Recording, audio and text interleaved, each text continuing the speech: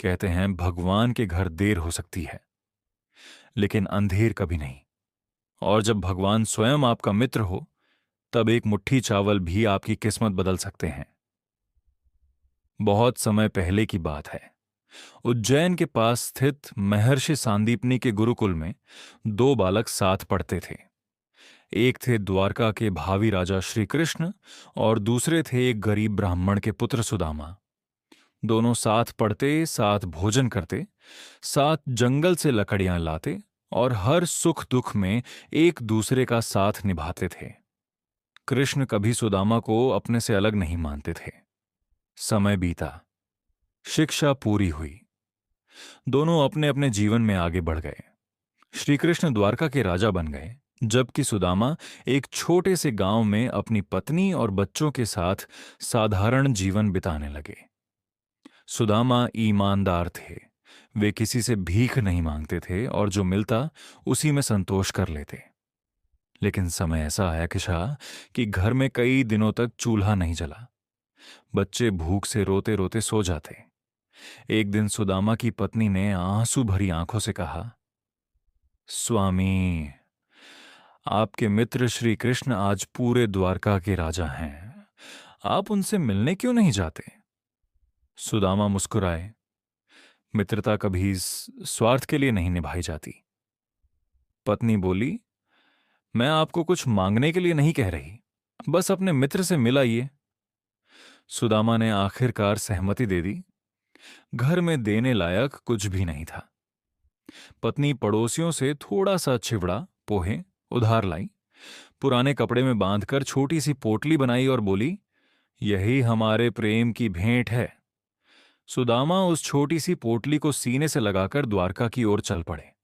कई दिन और कई रातें, धूप, बारिश, पत्थरीले रास्ते, नंगे पैर चलते चलते उनके पैर घायल हो गए। लेकिन उनके चेहरे पर शिकायत नहीं थी। वे हर कदम पर बस कृष्ण का नाम लेते रहे। आखिरकार दूर से सोने जैसी चमकती हुई द्वारका दिखाई दी। महल के विशाल द्वार पर पहरेदार खड़े थे। उन्होंने फटे कपड़ों वाले ब्राह्मण को देखा और कहा, रुको, तुम कौन हो? सुदामा ने विनम्रता से कहा, मैं कृष्ण का बचपन का मित्र हूं। पहरेदार हंसने लगे। उसी समय किसी ने जाकर श्रीकृष्ण को सूचना दी। जैसे ही कृष्ण ने सुदामा नाम सुना, वे बिना चप्पल पहने सिंहासन से उठे और दौड़ पड़े। पूरा राजमहल आश्चर्य से उन्हें देखता रह गया। कृष्ण ने सुदामा को देखते ही गले लगा लिया। दोनों की आंखों से आंसू बहने लगे। कृष्ण बोले, मित्र, आने में इतनी देर क्यों लगा दी? सुदामा कुछ बोल ही नहीं पाए।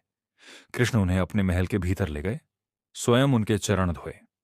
रानी रुक्मिणी यह दृश्य देखकर भाव विभोर हो गईं। राजा होकर भी कृष्ण के मन में मित्र के लिए वही बचपन वाला प्रेम था। कृष्ण मुस्कुराकर बोले, मित्र, मेरे लिए क्या लाए हो? सुदामा शर्म से सिर झुका गए। उन्होंने पोटली छिपाने की कोशिश की। कृष्ण हंस पड़े। उन्होंने अपने हाथों से वह पोटली उठा ली। उसमें बस थोड़े से पोहे थे। कृष्ण की आंखें चमक उठीं। उन्होंने प्रेम से एक मुट्ठी पोहे खाए, फिर दूसरी मुट्ठी उठाई। तभी रुक्मिणी जी ने धीरे से उनका हाथ पकड़ लिया और मुस्कुराकर बोली, प्रभु, पहली मुट्ठी में ही आपने इनके जीवन का सारा दुख दूर कर दिया। यदि दूसरी भी खा ली तो तीनों लोकों का वैभव भी इन्हें देना पड़ेगा।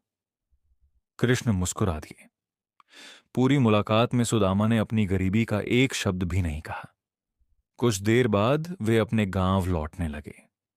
रास्ते भर उनके मन में बस यही विचार था, मैं अपने मित्र से कुछ भी नहीं मांग पाया।